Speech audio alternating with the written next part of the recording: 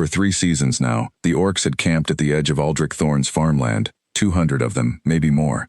Their leather tents and bone-carved totems dotted the hillside like strange flowers that no one had planted. The smoke from their fires rose every morning, and the sound of their deep, guttural songs drifted through the wheat fields at dusk. The villagers were afraid.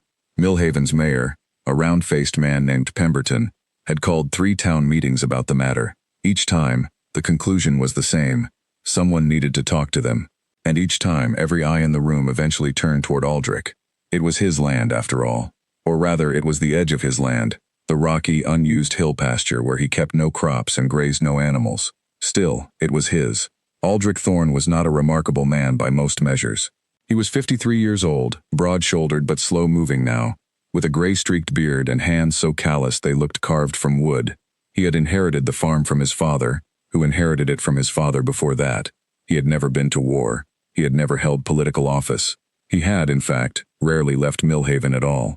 But he was the one who had to go. He walked up the hill on a Tuesday morning, carrying nothing but a clay jug of water and a small bundle of dried meat. Enough for 2, maybe 3 people. He didn't know why he brought food. It just seemed right. The Orc sentries spotted him long before he reached the camp. 2 of them stepped forward, enormous creatures, 7 feet tall at least, with gray-green skin and tusks that curved upward from their lower jaws. They wore mismatched armor, pieces scavenged or traded over many years, and they carried spears that looked older than Aldrich's farmhouse. He stopped walking. He held up the jug and the bundle. "I'm the farmer," he said, "the one whose land this is. I've come to talk." The sentries looked at each other, then one of them turned and disappeared into the camp. The other remained, watching Aldrich with eyes the color of amber, expressionless and still. Aldrich waited. He was good at waiting. Farming teaches you that. After several minutes, the first sentry returned and gestured for him to follow. The Orc elder was smaller than Aldrich expected. She sat outside a large tent on a carved wooden chair that looked like it had traveled 1,000 miles. Because it had. Her name, he would learn later, was Gratha. She was ancient by Orc standards, perhaps 80 years old, her face a map of deep lines and old scars. One of her tusks had broken off decades ago. Her white hair was braided with small bones and dried herbs. She watched him approach with the same stillness the sentry had shown. Her eyes were sharp and dark, missing nothing. Aldrich stopped a respectful distance away and set the jug and the bundle on the ground between them. "A gift," he said. "Not payment, not a bribe. Just what you bring when you visit someone." Gratha's eyes moved to the offerings, then back to his face. She said something in the Orc tongue. A younger Orc, barely more than a youth, stepped forward and translated. "She asks if you have come to tell us to leave." Aldrich scratched the back of his neck. He had been thinking about this walk for 3 days now. He had rehearsed arguments. He had imagined negotiations. He had even consulted old Pemberton's maps to mark the exact boundary of his property. He had prepared many things to say, but standing here now, looking at this old woman in her carved chair with her broken tusk and her bone-braided hair, all of it left him. "No," he said, "I came to ask why you're here." The translator blinked. Gratha's expression shifted. Not much, but enough. She leaned forward slightly, the way a person does when they are unexpectedly interested. She spoke again, at length this time. "She says," the young Orc translated carefully, "that your village is the 14th we have camped near in 2 years. That every time, someone comes to tell us to move. Sometimes with words, sometimes with soldiers, sometimes with fire." Aldrich said nothing. "She says our homeland was taken. The forests in the east were burned by a lord who wanted the timber. Our shamans chose this direction. They said there was land here, not rich land, but land not yet claimed. Land on hills where nothing grows but grass and stone." The elder spoke again, and now her voice was quieter. "She says she is tired. Her people are tired. They have stopped asking for much. They ask only for a place to stop moving." Silence settled over the camp. Around them, Orcs had gathered, not threateningly, but the way people gather when something important is happening. Children peeked out from between the tents. Old warriors stood with their arms folded, watching.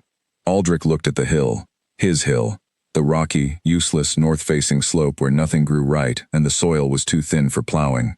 The hill he had always considered the least valuable part of his inheritance. He thought about his father, who had always said that land means nothing unless someone's living on it. He thought about the 3 seasons these people had been here, and how not one of them had ever come down to steal from his fields or threaten his family, or take a single apple from his orchard. He looked at Gratha.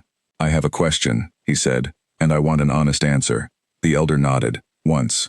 If I asked you to leave, right now, today, would you go?" Gratha looked at him for a long moment. Then she spoke. Yes, the translator said. She says yes. You are the landowner. If you ask, we will pack tonight and be gone by morning. That is our law. We do not stay where we are not permitted. The camp was very quiet. Aldrich Thorne, farmer of Millhaven, son of farmers, a man who had never done anything remarkable in his life, picked up the clay jug from the ground and walked forward. He set it on the armrest of Gratha's carved chair. Then he stepped back. He said, "Then I'm not asking." The translator stared at him. Several of the gathered orcs exchanged glances. Even Gratha, ancient, weathered, unreadable Gratha, looked, for just a moment, like she didn't understand what she had heard. "You're not asking?" The translator repeated. "That hill has been sitting empty my whole life, and my father's whole life before me," Aldrich said. "Nothing grows there. I never had a use for it. If your shamans chose it, maybe they saw something I couldn't." He paused. "You've been here 3 seasons and haven't caused a lick of trouble. That's more than I can say for some of my human neighbors." He turned to go. Then he stopped and looked back over his shoulder. "There's a stream on the east side of the hill. Runs clean all year. You probably already found it, but if you haven't, it's there." He looked at the young translator. "Tell her she's welcome to it." He walked back down the hill.